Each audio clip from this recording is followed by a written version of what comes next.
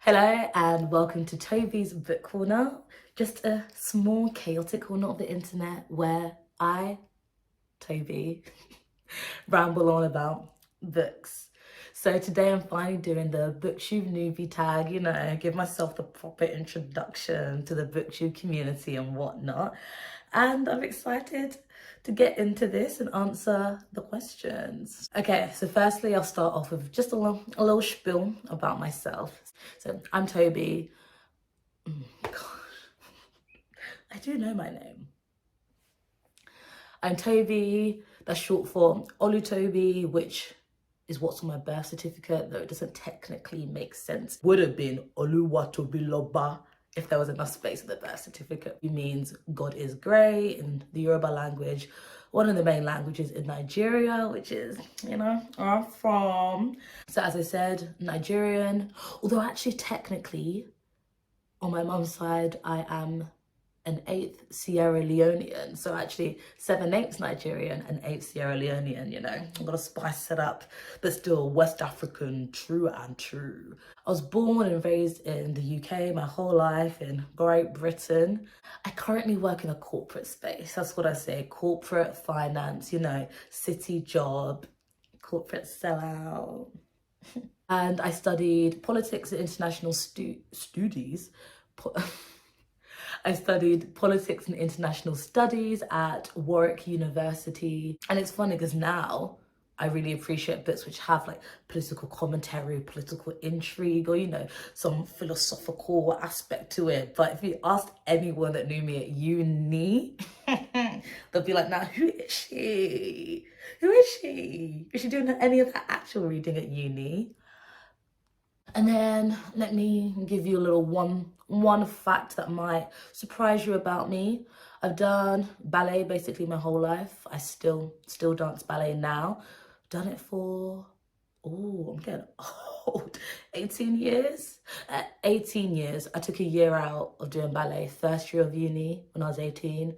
Switched up for taekwondo. I've got a yellow belt, so no one should come for me in these comments because I'll deal with you. Whoa. Okay, so the first actual proper question, why did you start a booktube channel? So I've loved reading ever since I was like a wee. I'm only 5'2" now, so honestly it's that much shorter, but since I was a wee lass. And then GCSEs hit. So these are the exams you take in the UK when you're 15, 16 to get into sixth form, college, or do an apprenticeship or whatnot. And once I had to start reading to revise, reading was no longer a pleasure. So from like 16 to, honestly, I'll say end of uni, that chunky like 5 years, I was not interested in reading. And then the cute thing called, the panoramic happened. And, doing that fun employment. And yeah, I got back into reading, ended up reading 46 books last year in 2021. And then I've, discovered the whole booktube community. I became obsessed. Now, honestly, 95% of my recommended video is just booktube. And I was like, I think I could do that. I think I could. And especially because I love doing my Goodreads reviews. Honestly, my friends are tired of seeing me spiel all of my thoughts and opinions on their Goodreads feed. And I just wanted to actually be able to express it verbally because I feel like I communicate better verbally as opposed to just writtenly. Oh gosh.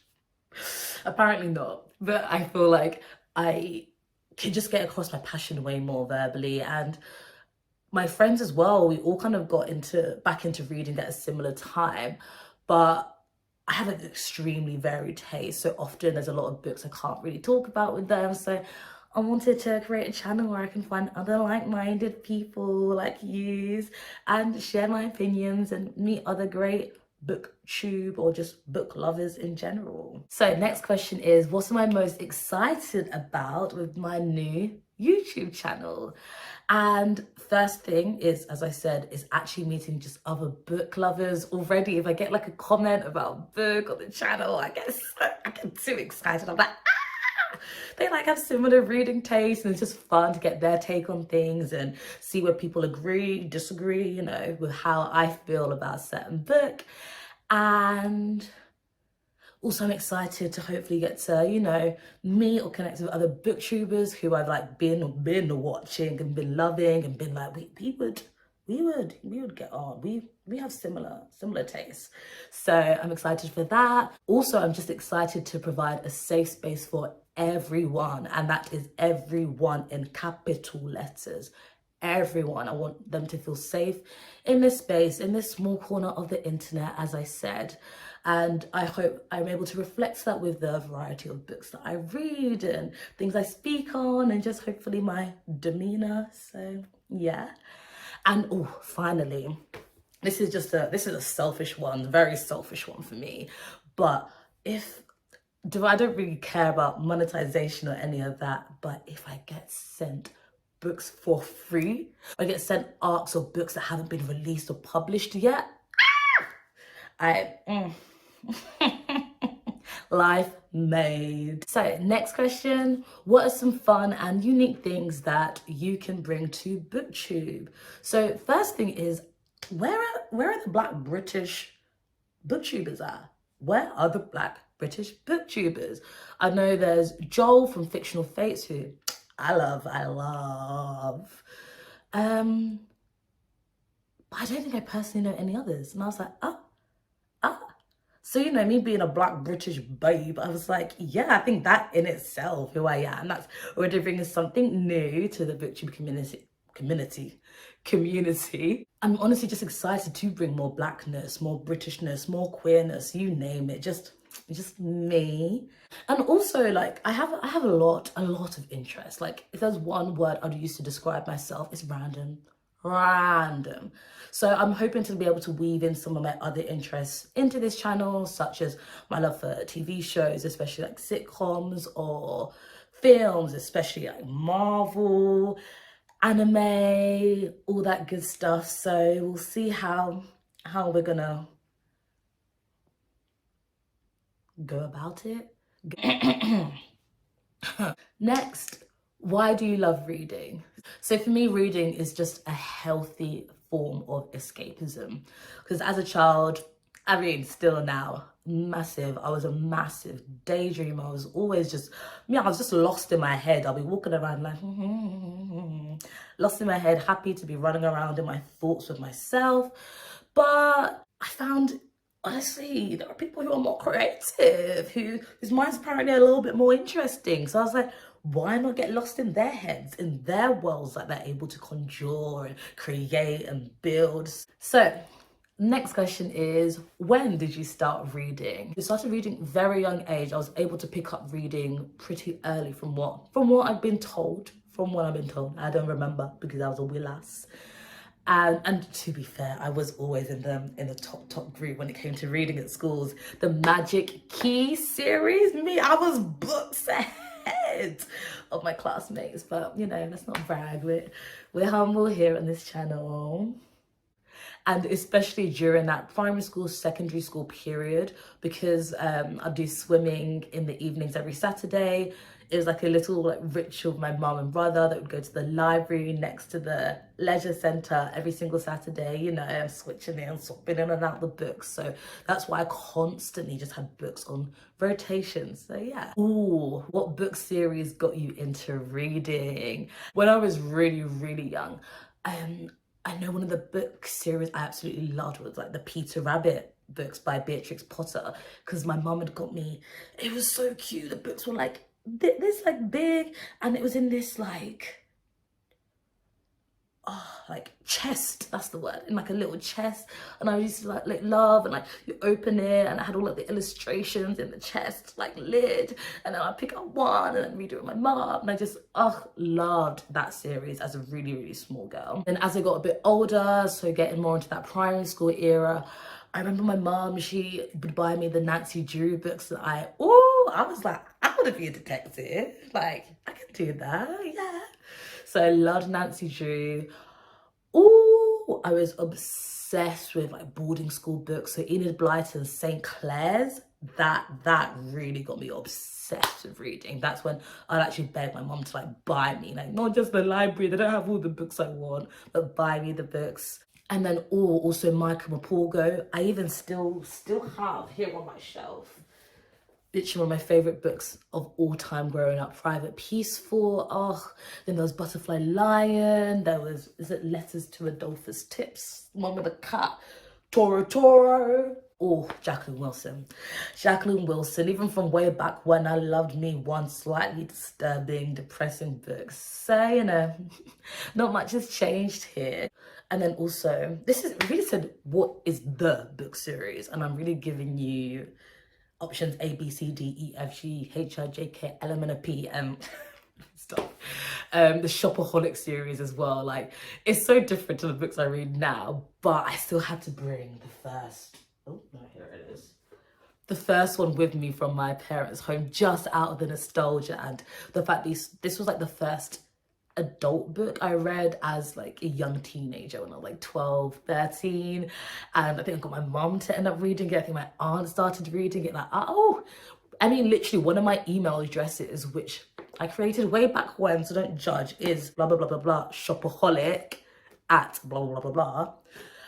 So yeah, this had an impact on me back then. This series really got me to continue loving reading as I was starting to get a bit older, so yeah. Next question. What questions would you ask your favorite booktubers? This is a good one. So, you know, one of my fellow Black, British, queer, wonderful booktubers, Joel from Fictional Fates, it would be, do you want to be my friend? Do you want to go book shopping in London and grab a coffee? Or hot chocolate for me, because my IBS and coffee, no. They're not friends. And then just for like fave booktubers generally, another one would be, some of you, how do you speak for so, see, I can't even do it. How can you speak in such long chunks without stumbling over your words? Because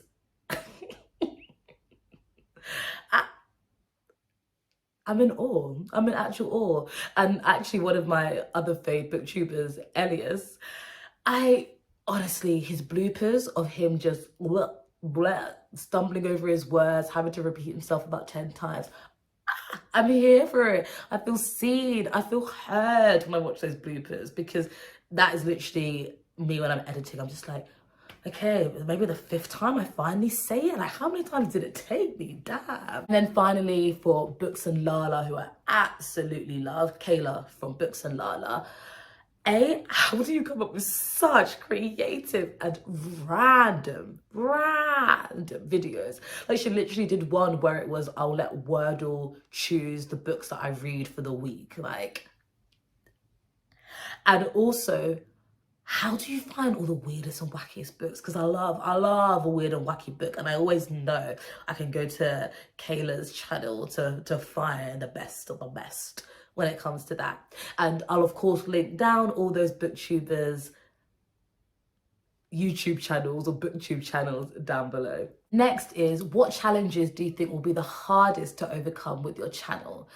And one of them is making sure I just continue to read books for just pure enjoyment. Not even enjoyment, enjoyment. Because already, like, I get struck with like, oh, this could be a really cool idea, a cool concept, you know, write it in my notes, like, I want to do that. And then I write down, okay, what books would I have needed to have read, or would I want to recommend for this? And I'm like, so I would actually have to read X books. And I am a mood reader. Like, I can start a book, absolutely love it, but after 10 pages, I'm on a serious mood. Let's pick up something a bit weird and wacky, or, you know, vice versa. So I can't force myself to read those books in a certain order for a certain time, because it will just put me in a reading slump, and I ain't about that. Well, I actually am in one right now, but I don't want to purposely put myself in a reading slump if I don't have to, you know? But it's annoying, because then it's like, oh, like, I'm gonna have to just push that idea for way in the future, when I finally have just naturally gotten around to reading, you know, books that I can, you know, talk about or recommend in that video. Oh, I like this question, which is, where do you read? So Often I read in my bed. Shall I? Oof, do I want to twist anything? I'll insert clips. Often I read in my bed. I love to read in the evening in my bed. Sometimes, you know, on the weekend, like lie in, open the window, not the window, open the curtain, you know, chill there, put the pillows up behind and get comfy. And I also love reading in my living room on the sofa. We finally got the floor lamp that I've been banging on about since before my friends and I moved into this flat, and it's the perfect like lighting there.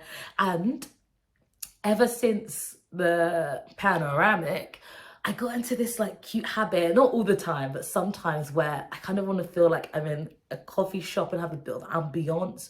So I go on YouTube, put on like jazz music and coffee shop, and there's also like rainfall you can hear in the background, and it just sets the scene. You have the reading lamp in the back, so yeah. And every now and then I'll read when I'm on the tube or if I'm commuting, but only if it's like a long journey. But yeah. Oh, what kind of books do you like to read? And as I said before, I am random, so I have a huge variety of tastes. I love contemporary books, literary fiction. I love a good historical fiction book. I love really just weird, wacky, out there books.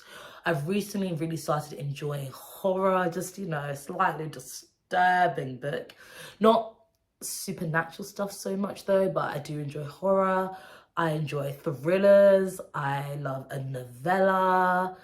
I don't mind short story collections. Only very recently have I started appreciating some non-fiction, like especially a good memoir, like which is now one of my favorite books of all time that I read last month. Know My Name by Chanel Miller. Then you got In the Dream House by Carmen Maria Machado. So a good memoir, now I'm like, okay, I can get on board with that. I do enjoy a good fantasy book, not super high fantasy or epic fantasy, but you know, like the Poppy Wall series or the Greenbone Saga, like Jade War, Jade Legacy. You can even see with those ones how I really do love an East Asian inspired fantasy, especially when it like slightly crosses over with some historical fiction. That's a little bit of me. And I do love reading translated fiction. I just feel like it broadens your horizon, like getting to like read literature from other parts of the world where the author doesn't even speak the same language, but you get to still delve into their mind and see the world they created or the commentary they're saying with their book. And oh my gosh, I forgot, Greek mythology is another thing I've always loved when it comes to like, what do I like reading? I even did classics for GCSE, which was like ancient history, and also then classical Greek. The books that I tend to not be drawn to as much, one is YA, except of course for Six of Crows and Crooked Kingdom by Lee Bardugo. Top tier. But I don't really lean towards YA anymore. I don't really tend to reach for romance books. I love a good romance as like a subplot in a book, but I don't tend to reach for purely romance books. And I also don't tend to reach for, like, as I said, epic fantasy, high fantasy. Not because I don't think I'd enjoy it or it doesn't appeal, but there's so many books in a series. There'll be like 12 books in a series. I'm like, that kind of commitment, no. But in terms of like epic high fantasy, one series I do want to give a try is Brandon Sanderson's Mistborn trilogy, as they seem like reasonable lengths, and it's just trilogy. Yikes. It's just 3 in the series. And like a genre that I want to read a lot more of is definitely classics. Especially I love Russian literature, you know, one of my favorite books last year, Master and Margarita. I've started Crime and Punishment. Then finally, what does your book collection look like? And you can already see here, I don't want to have too many physical books, you know. I just want to have the books that I genuinely love, that I want to reread, that I would actually want to lend and give to people in my life. So often I will read an ebook from the library, or maybe buy a book on Kindle, especially because it's cheaper as well. And then if I really love the book, buy the physical copy, Or sometimes if I'm like really like, you know, I've got that gut feeling that I'm gonna like this book, I'll just go out on a whim and buy it, you know. Got foils, which I think is like the equivalent of Barnes and Nobles in the US, here just nearby, and they be taking my money. But I'll insert clips of my shelf here. I hope you all have gotten to know me a bit better, and I'm excited for you all to go on this journey with me as I, you know, have my Booktube channel and I'm an influencer or whatever. But if you like this video, give it a thumbs up. If you want to join, as I said, this small chaotic corner of the internet, subscribe, and I'll see you in my next vid. Bye.